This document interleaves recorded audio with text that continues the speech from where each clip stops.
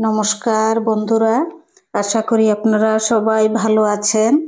সবাইকে নতুন বৎসরের প্রীতি ও শুভেচ্ছা জানাই। সবাই ভালো থাকবেন, সুস্থ থাকবেন। আজ আমি নিরামিষ এঁচোড়ের স্পেশাল তরকারি বানাবো, তো চলুন দেখে নেবেন কিভাবে বানাই। প্রথমে হাতের মধ্যে অল্প সরষের তেল লাগিয়ে নিয়েছি। এবার হাতে সরষের তেল দিলে পরে আঠাটা লাগবে না। তারপর আমি এঁচোড়ের খোসাটা ছাড়িয়ে নিচ্ছি। দেখুন, একদম কচি এঁচোড়। দেখুন, এরকম বড় সাইজ করে কেটে নিচ্ছি, স্কোয়ার সাইজ করে কাটা হয়ে গেছে। এবার অল্প হলুদ আর নুন জলে সেদ্ধ করে নিচ্ছি। তারপর সামান্য এক ড্রপ তেল দিয়ে সেদ্ধ করে নিচ্ছি। সেদ্ধ করা হয়ে গেছে। এবার দিয়ে দিচ্ছি 3 চামচ বেসন। 5 মিনিট শুধু সেদ্ধ হতে লেগেছে, একদম কচি। হাফ চামচ কাশ্মীরি লাল লঙ্কা পাউডার দিয়ে দিচ্ছি।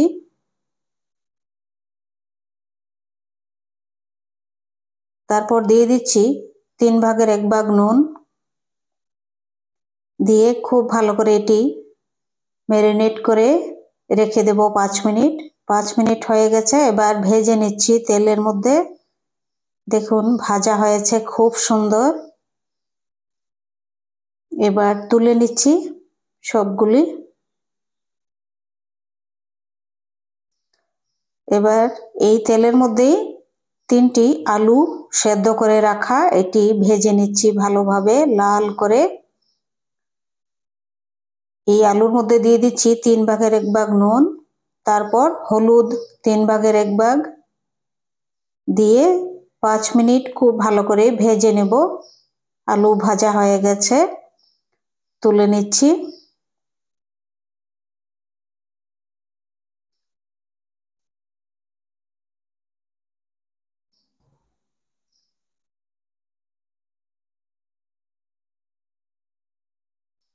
এবার ফোড়নে দিয়ে দিচ্ছি গোটা জিরা, গোটা গরম মশলা, শুকনা লঙ্কা, তেজপাতা। তারপর 1 চামচ আদা আর কাঁচা লঙ্কা বাটা, এটি ভেজে নেব 1 মিনিট। তারপর দিয়ে দিচ্ছি হাফ চামচ চিনি। চিনি দেওয়ার কারণ হচ্ছে খুব সুন্দর স্বাদও হবে, কালার হবে খুব সুন্দর। তারপর দিয়ে দিচ্ছি জিরা ধনিয়া পাউডার 2 চামচ আর কাশ্মীরি লাল লঙ্কা পাউডার হাফ চামচ, হলুদ হাফ চামচ। জিরা ধনিয়া পাউডারটা ভেজে রাখা পাউডার। এবার দিয়ে দিচ্ছি 1 চামচ নুন।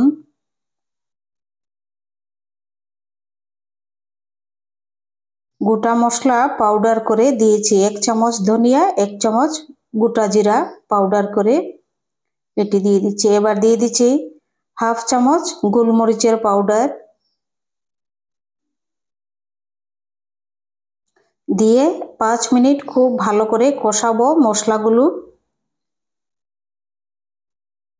মশলা কষানো হয়ে যাওয়ার পর দিয়ে দেব একটি টমেটো। একটি টমেটো দিয়ে দিচ্ছি।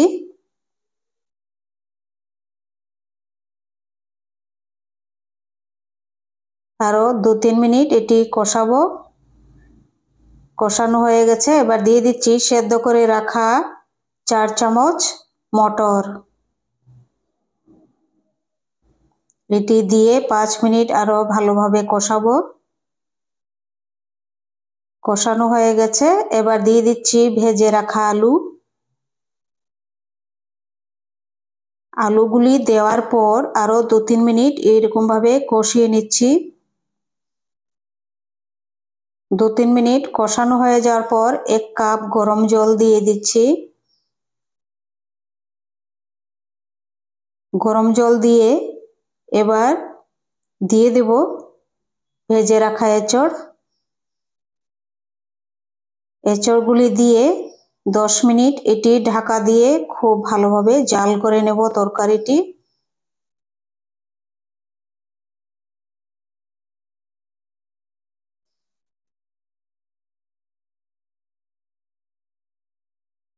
দশ মিনিট এবার ঢাকা দিয়ে দিচ্ছি। 10 মিনিট হয়ে গেছে।